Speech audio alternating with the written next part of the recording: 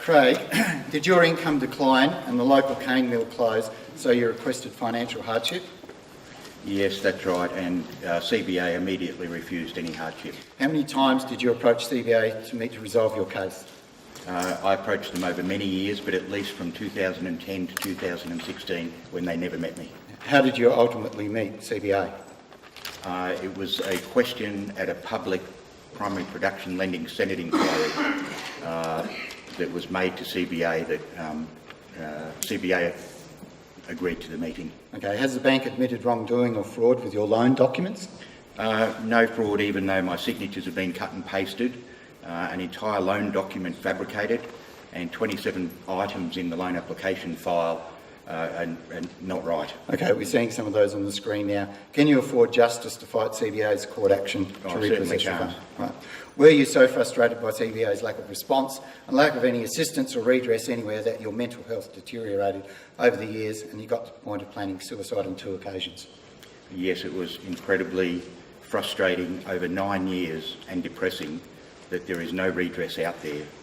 That yes, I did get to that stage. Okay, let's just do a quick survey. Who here today is a bank victim? Could you raise your hand? Okay, and who out of you has had depression and suicidal thoughts? Just keep your hands up. Okay, so you can see that there's a vast, majority of people that have gone through this wrongdoing that have had that. Okay, that indicates that, let's say, maybe 50% of bank victims have been, subject to that. Has the Royal Commission investigated the mental health consequences due to too much bank pressure and lack of access to justice? No, it's something that hasn't been investigated.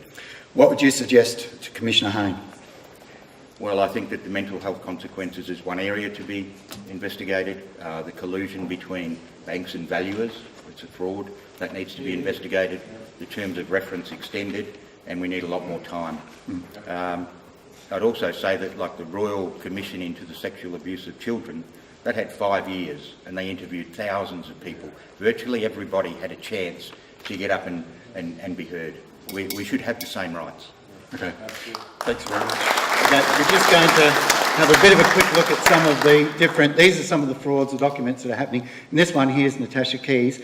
The day that they said they did an affidavit on her signing a mortgage document, on the very day that the bank said that and signed the affidavit, she was actually in a dental clinic. So she's got the evidence of that. So that's just one of the indications of fraud. There's another one of, these are Craig's documents. He's got lots of them, but his driver's licence, they sort of said was the number 1, 2, 3, 4, 5, 6, and they said that his income was double what it was, things like that. So it's that documented evidence that the banks are fraudulently, doctoring different documents.